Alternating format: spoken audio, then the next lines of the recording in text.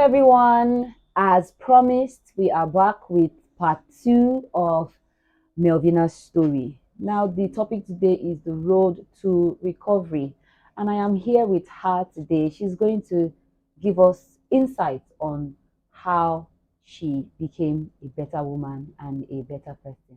Welcome again. Thank you for having me. Thank you so much. Welcome, Thank welcome. you. All right, the road to recovery. Whew, how has it been for you? You know, it's easy for people to just start screaming, move on, move on, move on. It wasn't meant to be in the first place, but what were the steps that you took moving on? If you can give us scenarios, Okay. examples. Yeah. Road to recovery. I don't think it's more like someone's death. Mm-hmm. You can never really get over the death of a loved one. True. Yes. True. That's what all of this marriage thing does to you. Mm-hmm. You can never really get Get over it.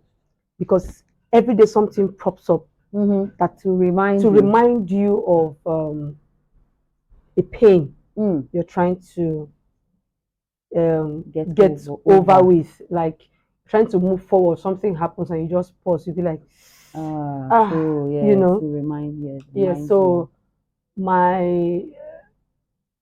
I wouldn't say every day is a recovery process for me. Okay. Every day is a recovery process for me. I think one of the things that happened that I know that probably I'm recovering was I was in my house one day and I heard a knock on my door. Like that was one of these glory rain. The first glory rain. Okay. I had a knock on my door, and when I opened the door, voila, it was him. Yeah, it was him. I'm like, good afternoon. So wow, the privilege of knowing my address. Yes, I'm like, I had to check out the door. Like, what are you looking for? Like, is anything the problem? Are you looking for me? So he was, I came to see you. You're like, okay. Why? I didn't even ask that question. I'm like, I'm stoned. Like, come inside. You have liver. Me, I'm not going to let him. Yes, like, the liver was like, this guy get liver. I could just do anything and just keep you here. You didn't tell anybody you're coming here, obviously. So God. It was like my show. You get to a point in life where you're waiting to retaliate for someone who hurt you so badly. But when you get to that point, there's this numbness. You're just numb, like, why did you do all of that? Why did you do that? No, and it was a good time because to ask him, where did I go wrong? Like, what did I do? So he came to my house, came into my room. I had to video the whole scene because I had to video his whole movement because you weren't sure. I was not sure what was going on, and so somebody else would believe when I'm telling you he came. So you'd be like, how? I'm like, okay, see him in my room. You let him into your room because I've had people tell lies on me a lot of times. So I want to be sure this time. Like, so I was at the edge of a bed. He was at the edge of the other place. So he was like this. Like I was looking at this person. I was like, and in my heart, I'm like, I've actually moved on. I couldn't feel rage. There was no anger. Feel anything. The only thing I was feeling was I was numb. I was, oh my God. Okay, what is he doing here? I don't know whether my boy he was sleeping or he was on holiday in a pastor's house. I can't remember. I think I still have the video. So no, he was in a holiday in a pastor's house. So he came in, he brought a bag. So when he left, when I opened the bag, what was inside the bag? Crackers, biscuit. Oh my God! Was there milk inside? Was there milk inside? And Cyrillac. My son is 4 years old for crying out loud. Who drinks Cyrillac at 4? Or 5 years or 4 years? Who drinks Cyrillac at 4? I was looking at the whole junk in the bag and I was like, what can this make up for? So I was not feeling rage. But I think one question you would have asked him was, if we weren't ready for marriage, why did you come? Sitting down there, I love my husband so much. Wow. Yeah, I did. Wow. I did. Wow. I did.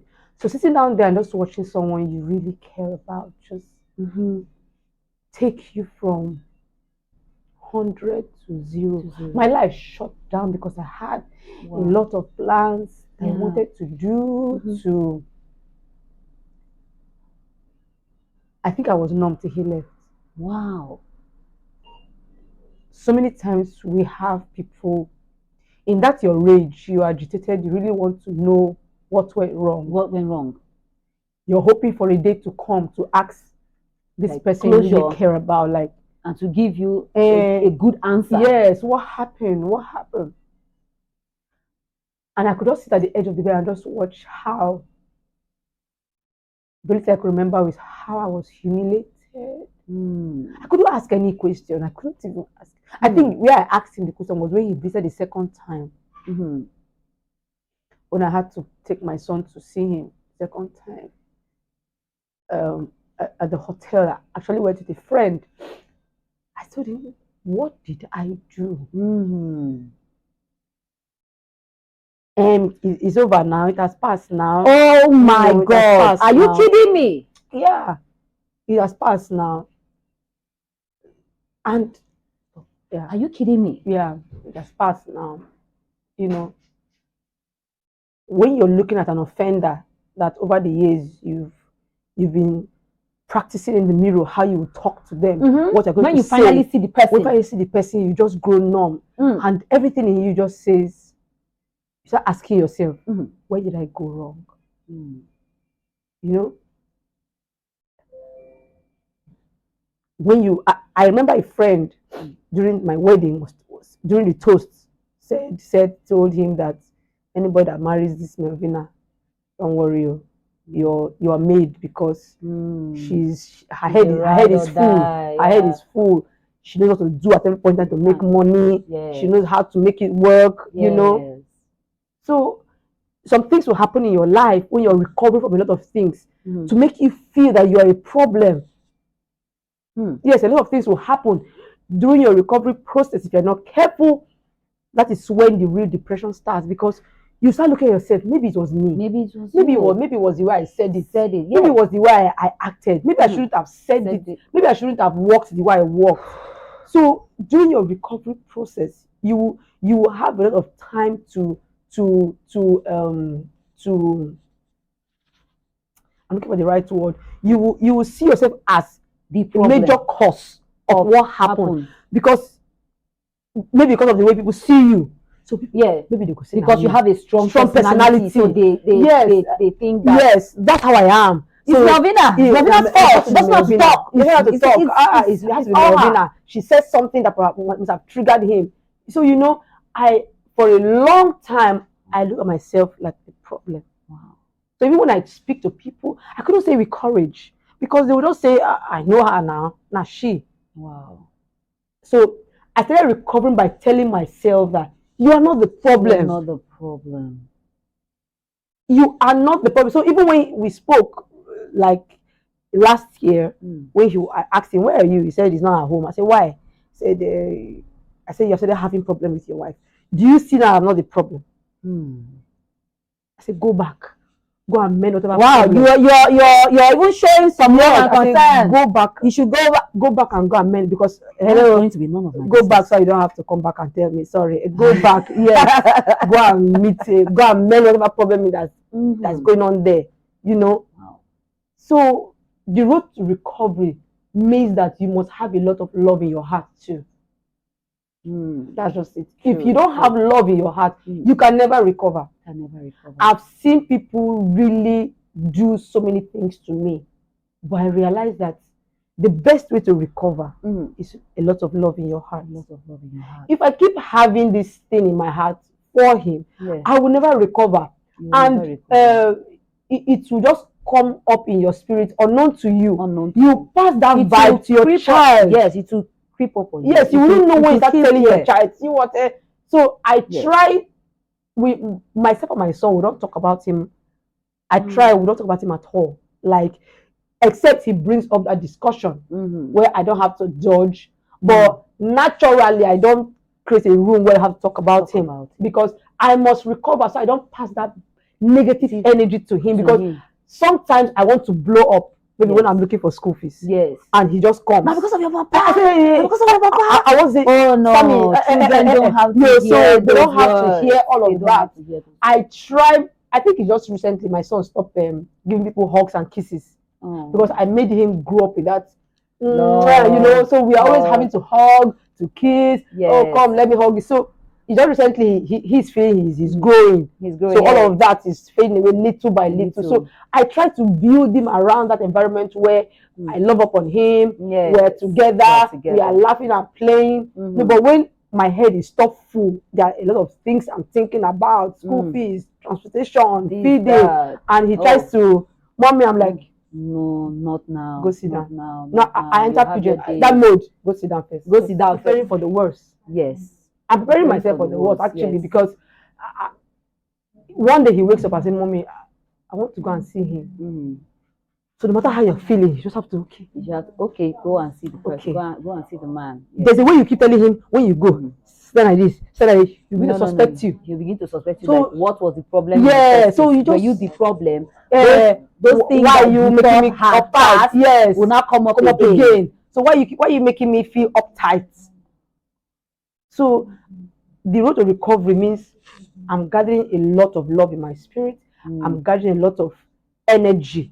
I'm gathering a lot of free pass. Like when he comes, I'm like, okay, I want to see him. It's fine. But in my spirit, I know that I've suffered. You know, the other day when I was trying to gather funds for stuff, he was sleeping and I was praying and I cried all through my sleep and watching him through my prayer, watching him sleep, and I'm like, God, you're seeing what I'm going through, and tomorrow he will come. I want to see my son. God, he said I will not react. He said I'm not going to feel somehow. You know, all the diaper night, all the changes. No. Now let's even the growing up and falling sick at night. Yeah, let's even leave diaper now. Those things that you do as a couple, that creates that bond that you share those memories. You weren't there. So you want to see him that what? Some days. How do you make amends? This road to recovery is really huge. Some days when I want to retire to sleep, when I sit on the bed, all of my whole waistline hurts. But I still have to say, go and bring your school bag, let's do your assignment. If it were two persons, you would have helped out. While I just go and look for where to rest, but I'm going to wash the plate, I'm going to tidy school uniforms, I'm going to keep the house in order, and I'm still going to be hurrying to get the assignment done before morning. Get ready for work. The next day. I have to think what you eat the next morning. And sometimes you're trying to make him do your assignment because that's the time you have. The person is trying to sleep off.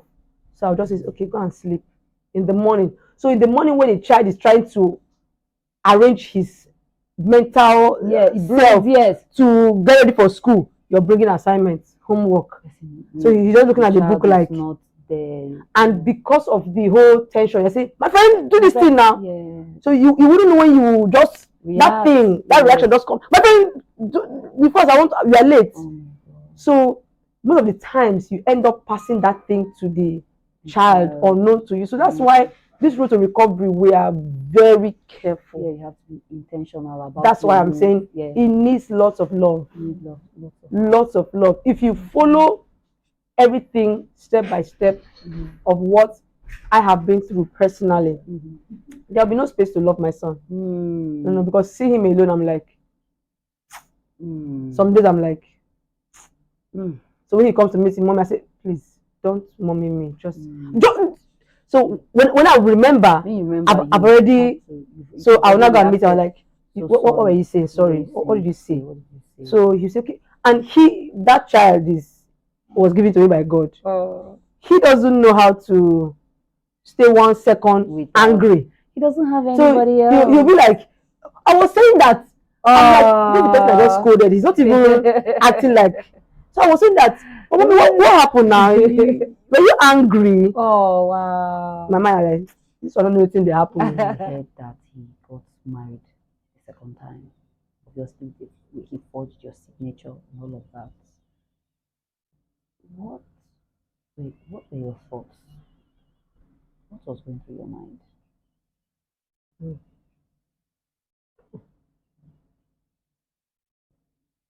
Mm. Mm. There's some questions that will never go away. Mm. I just hot tears Mm. fell from my eyes for days. Mm. Have you stalked someone before? I stalked his page. I looked at it. I can imagine. I looked at it. I went back the next morning. I stalked that page. I said, I'm intelligent too. I know how to, I know my head is full. You know, I'm a material. What? Like almost immediately. It was more like this person was waiting. Wow. It was more like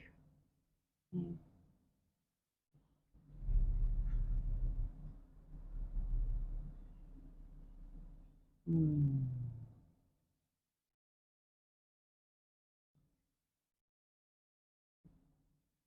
know when you have what it takes, Yeah,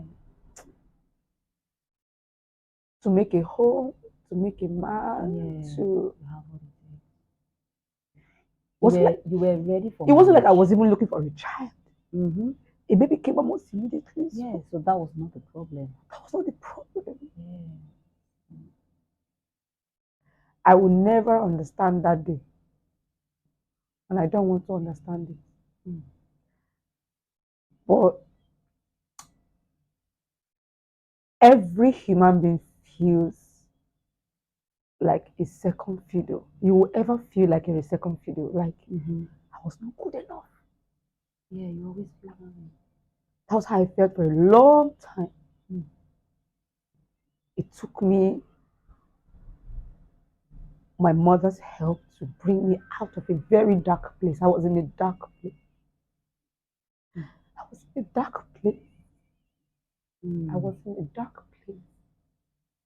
I was in a dark place. Like you weren't good enough. I was in a dark place. Because the marriage ended before it even started. And you were onto another one before this one even ended. Before it ended. Wow. Nobody should be made to feel that way. Nobody. No, nobody. Nobody. No. I wouldn't even wish for my worst enemy to feel that way, because the feeling is going to wrap you. Yeah. The feeling will take over you. The feeling will take a better part of you. That's where the God factor comes in. Because nothing can fill that void.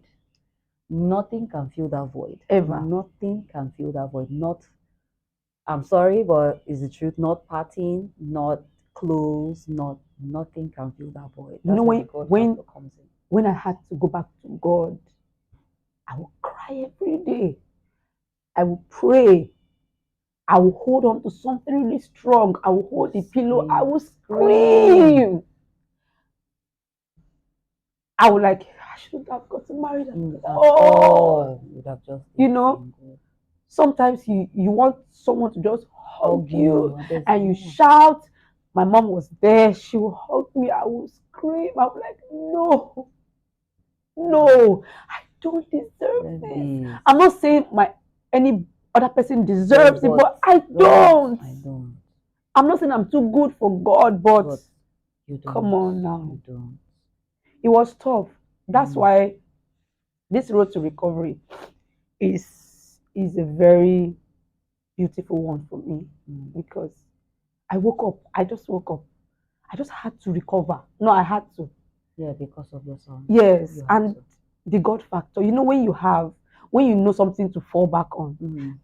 That's what I'm using this medium to encourage. Jesus is beautiful. No, he's very romantic. Let me borrow my friend's language. Yeah. He's very romantic. Jesus is his romance is everything, because I had to hold on to something. I had to hold on to something. He said the thought he has for me is of good, not of evil, to give me a future and a hope. I had to hold on to that scripture. I held on to it for weeks, for months. I said, God, a future and a hope. A future and a hope. A future and a hope. I know you give me a future and a hope. It doesn't end here. I'm beautiful. I'm wonderfully made. I'm made of Jesus. I know, you know. You have to say, and all of this scripture wouldn't stop you from making mistakes after that time. So it's been an intense time. So what do you want to tell single mothers out there? Because I know that you're not alone in this journey. So how do you want to encourage, or what do you want to say to single mothers out there who might have 2, 3 children? What do you want to say to them? Okay, let me answer this question excitedly. Just first of all, be happy. That's the first thing. Live a very excited life. And one thing you should know, nobody needs to understand you. Yeah. Try and understand yourself. That is where you gain confidence. Take away as much as possible all the anger from what their father did, what he didn't do. Make sure you give your children or your child lots of love. Lots of love. Very important. Very important. You must carry that kind of love for your children. That kind of love that people would sometimes want to get angry.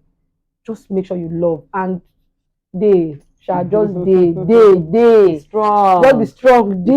That's all I can tell you. Just be strong. Just hold your side by yourself. Thank you so very much. I've learned a thing or two, and I hope that this video or through this medium somebody is encouraged, not to give up on life or to use the wrong medium to fill a void that only God can fill. Yeah. Thank you so very much. And she wants to give a shout out to everyone that has reached out to her. So I've never felt this much love in a long time. All of you that reached out to me via this social media.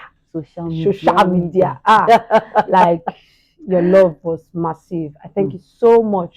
Like, the love, like, it's unexplainable. Like, I'm overwhelmed. Yeah. Like, some days you're the reason why I'm up from my bed, like thanking God extra. Like, I love you guys so much. Thank you so much. Thank you. I love you. I love you so much. I can't even quantify how much I love you, but thank you so much for reaching out, through her, coming directly to me. Your comments on the comment section is very encouraging. But everything I'm just saying, in essence, is just whether you're married, with your husband, you're single mother, you're facing challenge in your home, just and the only way to recover from anything is try to have as much love in your heart as possible. Forget naysayers, forget what people have to say. Make sure you understand yourself. God knows you. And I think that's where recovery starts from. Yeah. Thank you so much. Bye. And I sell onunu for a living. Yes. Onunu and pepper soup. I'm still your girl, still your chef. I cook for a living. I love you. Bye.